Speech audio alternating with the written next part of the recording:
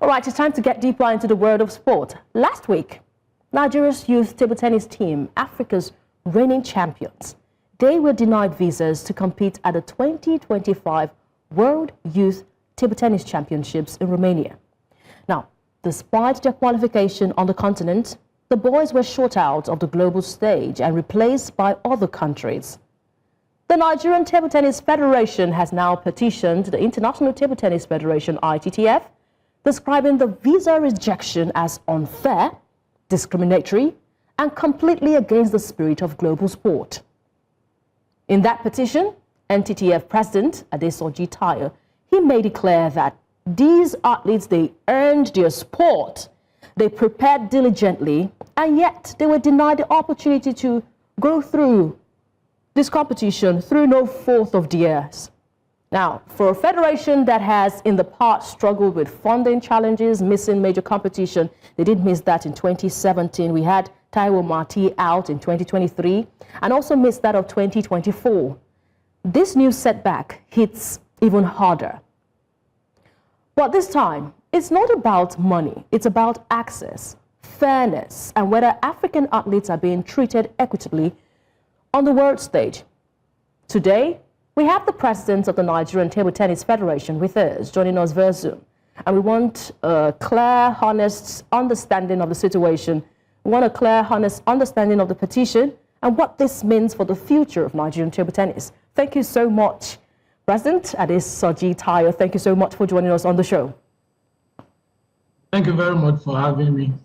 It's a pleasure to have you join us to bring clarity and the honest review of what really is the situation here. President, your petition to the ITTF was very firm because I was able to read through that letter you sent. You described the visa deniers unfair, discriminatory, and also against the spirit of international sports. Let's begin with clarity. Why did the Nigerian Table Tennis Federation feel the need to escalate this situation to the ITTF instead of addressing it directly to the Romanian authorities? Thank you very much.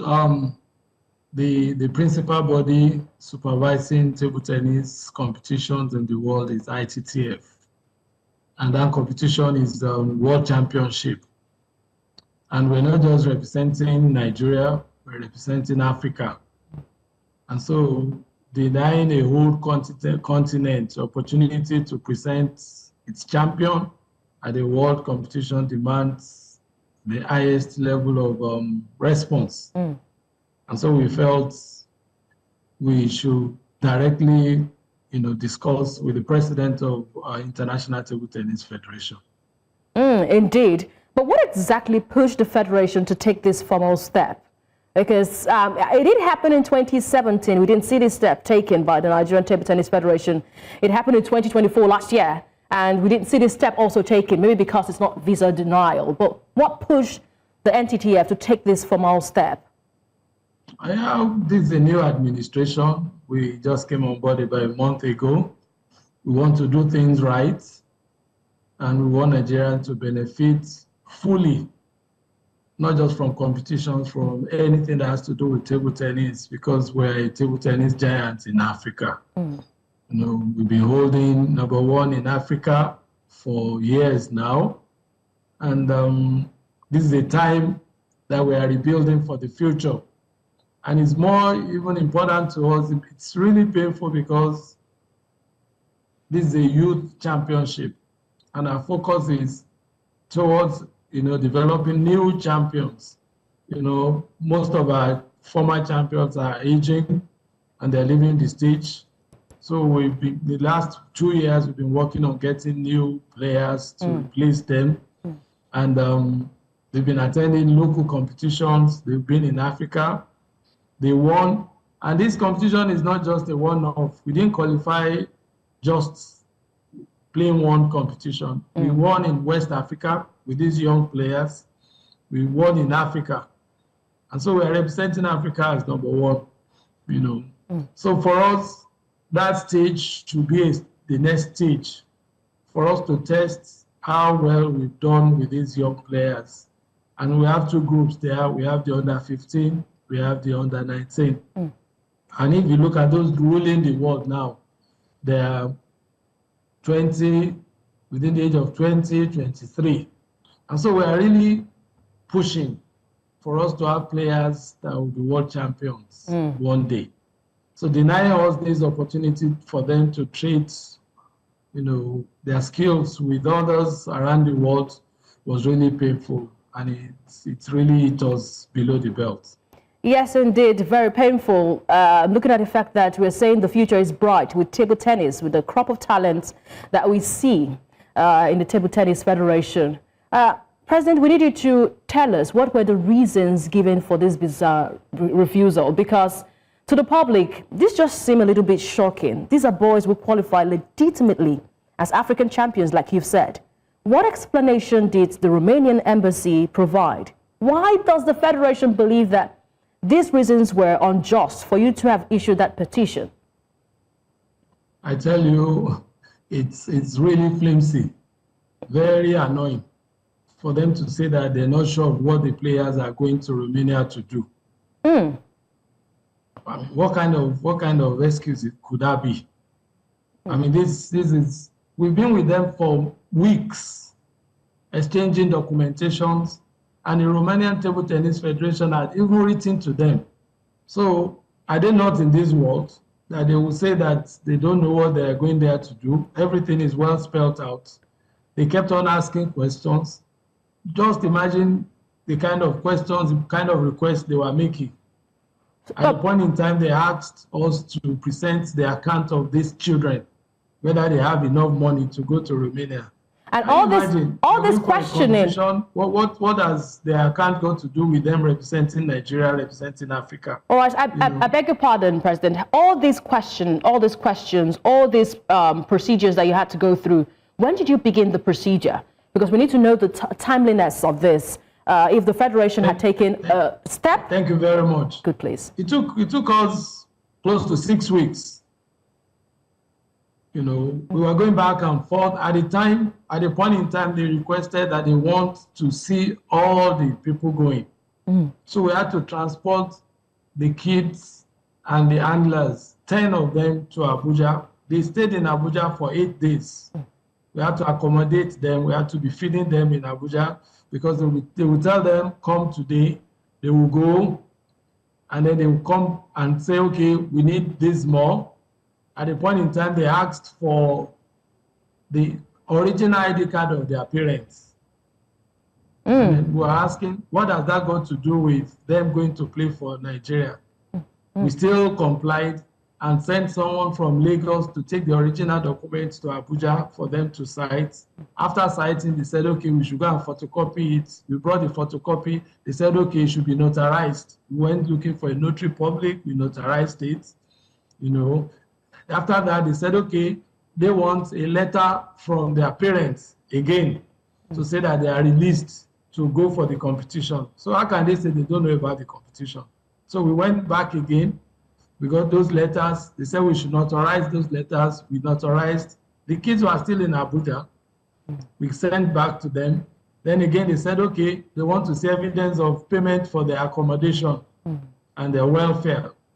We said, okay, we are not the one, we don't pay like that in competition. So we wrote to Romania Table Tennis Federation. They wrote back to the embassy, and copy us that they are in charge of accommodation and everything is prepared for them. So everything they asked for, we gave them. And they promised on that particular that we should come on Friday. We told them they were supposed to leave Nigeria on Friday. They said they're sorry, they can't issue the visa until Friday. So we told them, okay, we will change the ticket to Saturday morning. So they will get the visa by 3 o'clock. 3 o'clock, we were there. We were there till 5. And at 5 o'clock, what did they bring? A letter of rejection. So it was really, really annoying. We wasted so much money. They collected all their fees. We spent close to 5 million naira on the processes, only for us to get a letter of rejection. So we just couldn't imagine what could have been going on in their minds. All right, let's talk about the application process itself right now.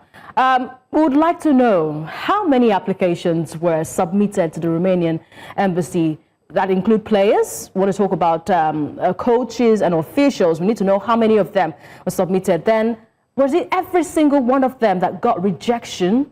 You got no acceptance at all, no approval at all for every single that was submitted. Let's know how many that was submitted, please. Okay, we submitted application for 10 people, 4 players for under 19 because it's a team, 4 players for under 15, and 2 handlers, 2 coaches, making 10.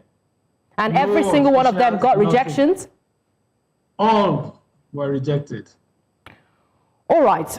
Your petition to the International Table Tennis Federation right now has been sent. Have you received any response yet, either from the ITTF or even from the Romanian Table Tennis Federation? You know, table tennis is a family. It's robust. We've been receiving lots of calls, you know, but then we wrote officially, so we wanted an official response. We received, you know, apologies from Romanian Table Tennis Federation and evidences of what they did, and they are not happy with the rejection also. But then that is not enough for us. We should do things right.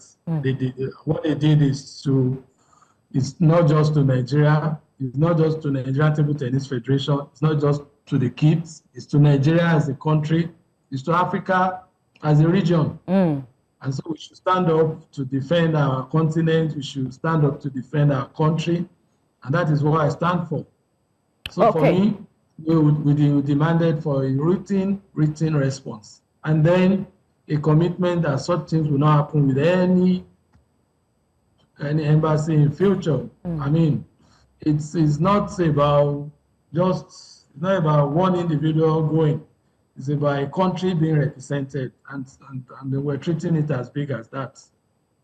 Okay, I know that we had this. I recall that we had the same situation in 2017. It's an unfortunate one, I would say. 2023, we did not have Taiwo Marti in the contingents there for the World Youth Championship, and 2024 we could not make it to the competition. I know how damaging this can be.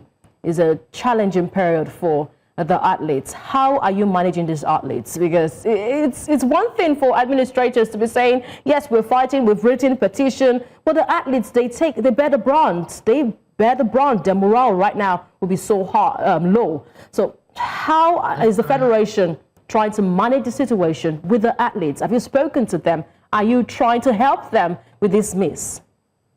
Thank you. I mean, it's discouraging for players that you've kept in camp for a long time because we want to do well. You know, they've been in camp with other players, you know, for them to be able to practice appropriately. And now you are disbanding the camp and you are telling them they are going nowhere. You know, they're totally dejected. You know, they're not happy, especially in happening just on the eve of their travel, you know. So I had to speak with each and every one of them. But fortunately for us, you know, table tennis is one competition that has the highest number of events in Nigeria as of today. So we're having 3 other events, and we're having the National Youth Games. So some of them are in Abuja as we speak now at the camp for the National Youth Games. 4 of them are there.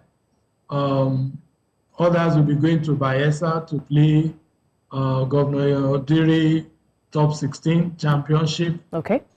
And then all of them will be playing at Daniel Ford Championship in December and Early Chris in December. So we have competitions for them to play. But you will agree with me that it's not the same as playing at the World Championship. Indeed. So then we just have to manage the situation and pray for the best for the kids. All right, we'll be also wishing them all the best. Big disappointments there, but we have to look forward to a brighter light. Under your administration, let's move away from that conversation. Looking forward, I know you've got plans. Can you just walk us through that plan? What concrete plans do you have to protect Nigerian athletes from situations like this in the future, whether it's funding, travel logistics, or even advocacy on the international level? What plans do you have under your administration? Okay. we're happy with the set of people on the board now, and we're thinking very well. We're looking at a strategic plan for the 4 years that will be at the helms of our affairs. One of the major things we're looking at is taking table tennis back to the grassroots. Unfortunately for us, table tennis will be 100 years old by April 2026.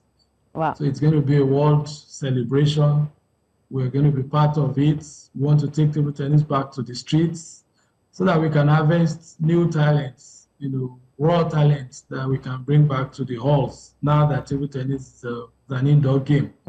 We're looking at improving, infrastructure around table tennis also. As it is now, no state has a table tennis hall suitable for competition except Lagos. And the one in Lagos is being managed. That's the one at the Slim. Is not big enough. So we are hoping that we'll be able to work with states and even at the federal level to have suitable halls, both for practice and for camping. We have one in Babcock University. We have a small one in Osun State, another one in Bayelsa. We are hoping Lagos State is promising to build one soon.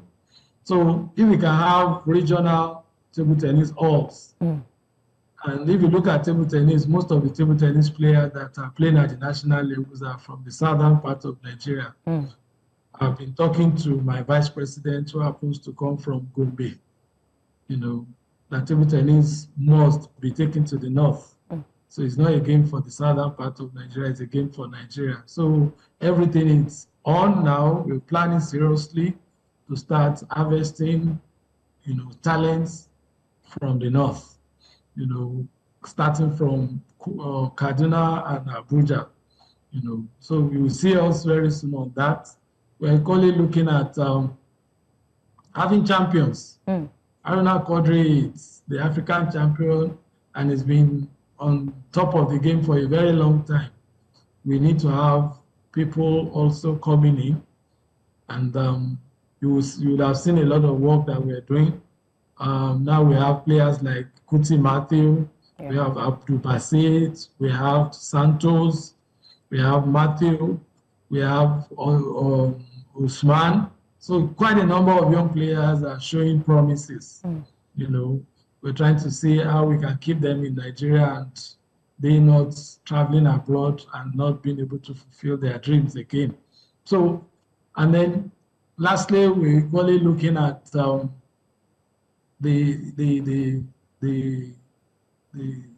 people surrounding the game, the referees, the umpires, the competition managers. So a lot of trainings for them. We've started one for the coaches. We've done level 1 coaching.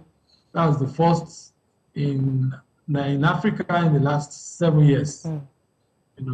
We brought professionals from abroad to come and train our coaches in Nigeria. So for level 1, we've trained about 30-something people. For level 2, it's meant for those that passed level 1. We've trained 20, and out of the 20, about 10 of them passed. So we're hoping to move to the highest level of training, coaching, which is level 3. So hopefully 2026, we should be able to have that kind of training in Nigeria. We now have competition managers also. Before, we used to go to Egypt to ask for competition managers when we have events in Nigeria. Now we have 4 competition managers, qualified competition managers from Nigeria. So a lot of things are happening around table tennis, and we're only praying for support from every quarter to be able to get to the top. All right, we'll be looking forward to that vision that you've got for table tennis in Nigeria. As the year wraps up, I know that every single one is looking for a New Year resolution. Table tennis will not be left out there, and we'll look forward to that vision that you've got. Thank you so much. We have been speaking to the Nigerian President of the Nigerian Table Tennis Federation, Adesoji Tayo. Thank you so much. I can see that you are in a very celebratory mood, the Friday mood, but go have the fun. Thank you so much for bringing clarity to the conversation around the World Youth Championship. Have a lovely day.